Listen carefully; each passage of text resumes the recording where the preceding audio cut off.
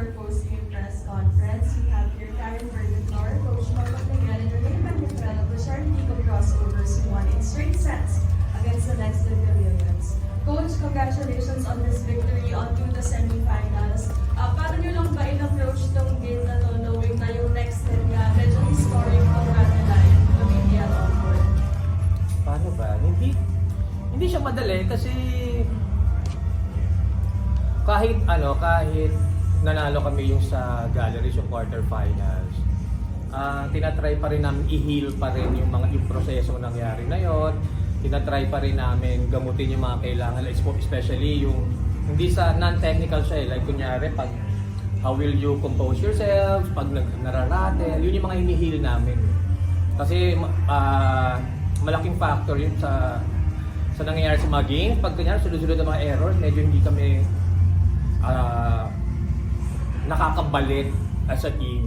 So yun, aside from that, of course, yung technical skills, nag-viewing ko, pinag-aralan namin yung mga kailangan namin i-counter sa kanila, yung attacks nila, yung defense formation nila, kung paano kayo magka-counter doon. Yun, luckily, na-translate naman sa game na to, kaya masaya. Thank you, Coach. And Karen, best player of the game with 16 excellent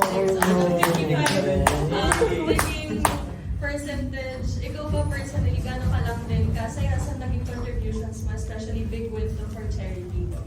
Sobrang saya kasi po kung Speechless na wala, ginawa lang po namin sa ensayo kung ano po yung sinasabi sa Norman, kung ano po yung sistema na ina-apply niya dun sa team. And hindi rin siya madali kasi yun nga, next led, hindi sila madaling talunin. Kaya yun, pinagandaan lang namin, sinunod lang namin kung ano yung sinasabi ng mga coaches. So yun, lumabas sa game. Thank you. And for Renee, ito yung rookie conference mo, and this game, naka 11 points ka for Charity Go. Personally ba, paano mo lang din tinitake yung challenge na kailangan mo rin pag-step up for the game dito sa on-tour? Actually po, yun din po, sistema, sunod sa sistema ni coach. And as a rookie din po, parang meron pa po yung eagerness na maglaro po talaga. And aside po dun sa malaking tulong din po sa amin na yung sistema and yung recovery, very particular din si Coach Norman din sa recovery ng team. Thank you. Before I submit your questions. Ako, nabanggit niyo po a few weeks ago na low-key lang yung approach ng charity yung ngayon sa pre-season. Ngayon sa semi-finals sa po kayo. So siguro gano'n po nakatulong yung ganong approach na hindi sobrang pressured kumbaga pero nag-perform pa rin po yung team at ngayon nasa semi-finals. Yun yung as much as I want to na maging character nila na pupunta kami magpe-prepare kami, pupunta kami sa game ng yun lang, gusto ko lang low-key lang na simpleng team pero maglalaro dyan, focus, intense, na mag-ibibigay yung best nila. And then, yun nga, ang keyword ko palagi yung composure nila kasi medyo yun ang lagi tinututukan na mas mabuting low-key lang tayo darating dyan, nakafocus tayo para yung, alam mo yun, yung pressure na pwedeng pumasok, ma-block ka agad yun. Kasi alam mo na, di ba, coming to the semifinals, mas mataas na yan. Siyempre, dapat mas ma-handle namin. Di ba? Yung ganun lang. And for Renee, sa UST din, kumbaga, sumugin din kayo sa semifinals or sa Final Four for the most part. Siguro yung playoff experience na yun kahit pa paano. Ngayong first semifinals mo sa pro, ano yung mga aral yun siguro doon or mga experiences doon na madadala mo dito ngayon?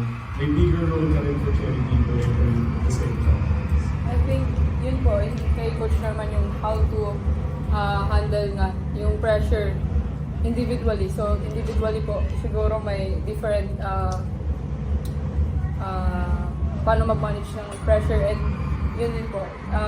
Isa sa natutunan ko kay Coach Norman din po yung ngayon, going into the quarterfinals. Semis. Ngayon Ay ko, quarterfinals. Quarterfinals. Yung composure and yung pagbalik from errors, ganun po. Kasi past games namin, yun yung problema namin, nagkaka-error kami, sunod-sunod, nahihirapan kami bumalik.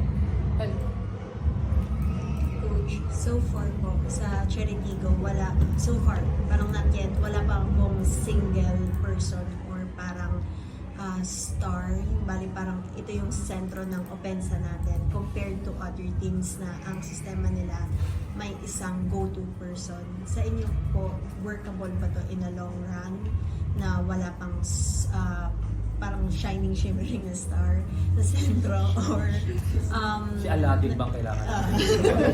or Jasmine, in the Princess long run, Jasmine. coach, ito yung sistema na nakikita mo ng workable pag tumagal.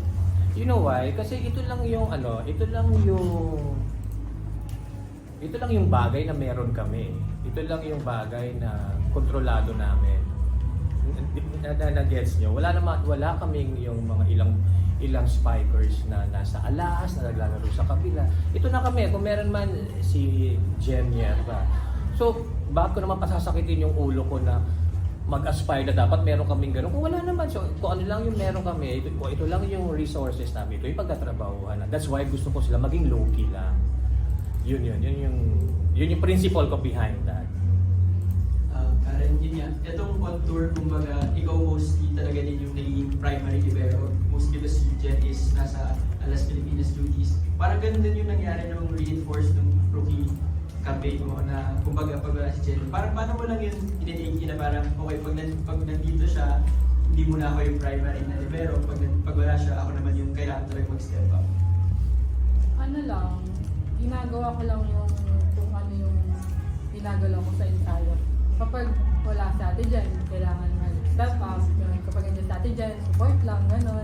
Tapos yun nga, andyan din naman si Ate Jella yung nag-for me na ay nasa likod ko lang lagi, nag-i-instruct na kung ano yung mga tip na, kasi syempre mas, ano na siya, natatanda na siya sa akin. So, yun, kapag support lang kami every time na wala yung isa, wala ako, wala si Ate Jella, wala si Ate Jen. Coach, you talked about nga yung handling yung pressure, o kumbaga yung pag sa mga end games, ganyan. Kasi maraming magsasabi about sa Cherry League about not being able to finish yung mga ganong types of games. Paano nyo lang panire-remind or sinasabihin yung mga players nyo about yung ganong type of composure para ma-secure yung mga panalo? Yun lang. Yun yung first thing na pag mag-huddle kami sa game. Yun yung lagi ko na you can play with intensity pero focus, and yung alam nyo kung paano i-control yung errors at pag nararamdaman nyo na meron ng tension, natataranta na, mabilis naman na pwede kayo mag-huddle in like 2 or 3 seconds. And then, balik lang ulit, mag-usap kayo saglit, tapos balik lang dun sa kung ano yung core value natin, na dapat may teamwork, dapat nagtitiwala tayo sa isa't isa. Pero dapat ginagawa nila yun ng mabilis. Para makabalik ka agad. Kasi hindi ba pwede naman gawin nila yun na mag-usap sila matagal, pipito na si referee. Yun yung lagi nire-remind. Yun na sana mas, kasi that's character building eh. Diba? Yun yung kailangan talaga namin. Especially nabanggit mo nga na wala kaming go-to guy talagang fairly distributed yung bola, fairly, kahit sa ensayo naman kasi pag kunyari hindi ka nag-ensayo today, definitely the following day hindi ka pa rin. Yung kung sino yung nag-replay sa'yo. So nagkakaroon ng competition. Pero healthily. Coach, semi-finals, mga kalaban niyo, Signal. Kayo lang din yung lone loss ng Signal during the group phase. So, bakit nyo lang i-approach yung game na yun, knowing na knockout game din siya for the finals? This is a process na hindi medyo madali kasi yung factor of time. Like kunyari Sunday tomorrow, Monday, then Tuesday game. So yun yung kailangan namin pagplanuhan.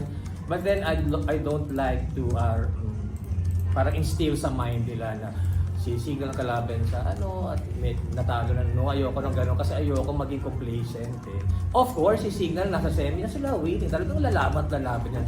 They won't allow the opportunity na sa finals, di ba? Ganon din naman kami. Pero yun nga, kailangan paghandaan, yung focus sa susunod sa training, like kunyari kung tomorrow, sa Monday, parang. Thank you, Coach. Thank you, Karen. Thank you, Rene. Congrats on the Thank you po!